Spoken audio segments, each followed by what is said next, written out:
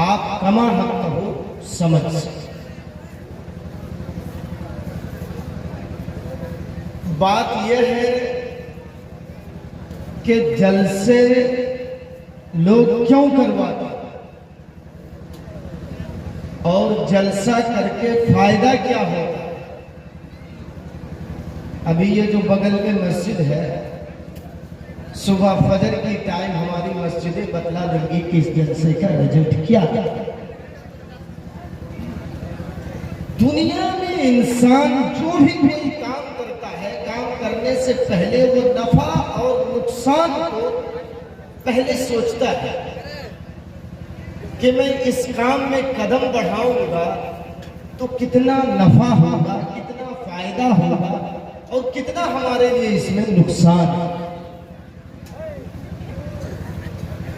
अगर फायदा ज्यादा है तो फिर इंसान उस काम को करने के लिए आमादा होता है और उस काम को करता भी।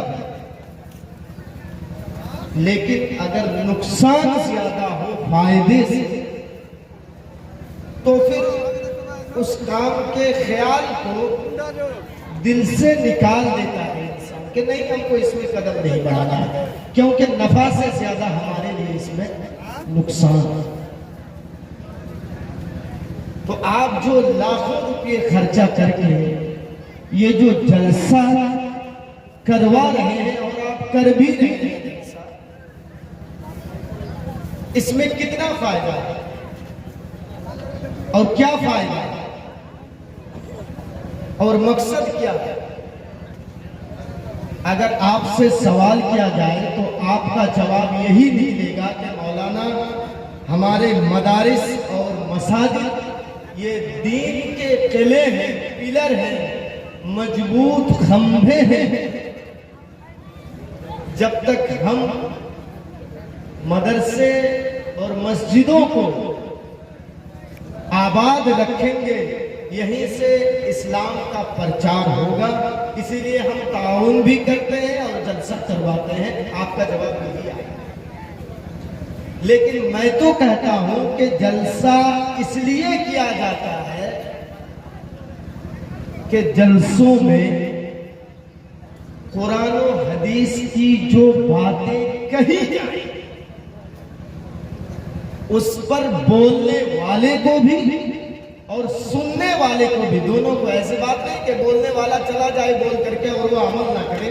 बहुत से ऐसे भी हैं कि बोलने का तो बोल देते, मैं मेरा कहने का काम है, मैं कहता हूं, करने का काम आपका है। ऐसी बात नहीं, कहने वाले को भी और सुनने वाले को भी, दोनों को अमल की जरूरत है, तब जाकर के जलसे का फायदा आपको नजर आए।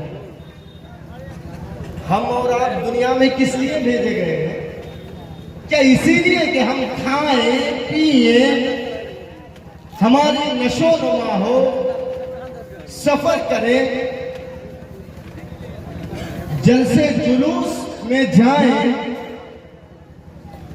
क्या हमें और आपको अल्लाह ने, हमको और आपको इसीलिए पैदा किया? नहीं, बल्कि अल्लाह रब्बुल आलमीन के पैदा करने का मकसद अल्लाह ने कुरान के अंदर जिक्र किया है, वमा खलक़तुल जिन्ना वल इंसा इल्ला लियअबुदून। अल्लाह कहता है कि मैंने जिन और इंसान को, और भी मखलूकात को अल्लाह ने पैदा किया है, लेकिन इसमें दो मखलूक का जिक्र अल्लाह ने किया है कि मैंने जिन और इंसान को महज सिर्फ और सिर्फ अपनी ही इबादत के लिए मैंने पैदा किया। और ये इंसान जब अल्लाह रब्बुल आलमीन की कही हुई बातों पर अमल करेगा और शैतान की बहकावे पर नहीं आएगा, तो अल्लाह रब्बुल आलमीन ने इसी जिन और इंसान के लिए एक जगह तैयार करके रखा है जिसका नाम है जन्नत, जो अबदी ठिकाना है हमारा और आपका।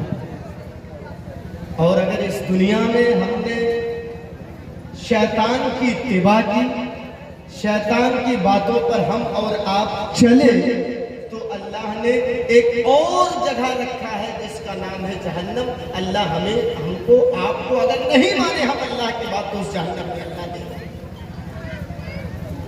एक चीज आप कुछ सीख करके